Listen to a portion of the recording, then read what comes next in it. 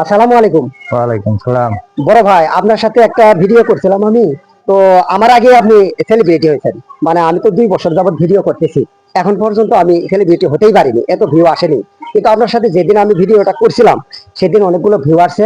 সম্ভবত ভিউয়ারও চাইছে যে আপনার একটা ভিডিও। তো এই জন্য আপনি মানে আমার সামনাসামনি যখন হয়েছেন, তো আমি চাইছি যে একটা ভিডিও করার জন্য আপনার সাথে। তো দর্শক কি চাইছে, দর্শকের উদ্দেশ্যে আপনি কিছু একটা বলেন। না, দর্শকের উদ্দেশ্যে আমি আর কি বলবো, দর্শক যাতে যে কোনো ভাবে দর্শক খুশি থাকে, আনন্দিত থাকে, সেই ভাবেই আমি, দর্শক খুশি থাকলে আমি খুশি।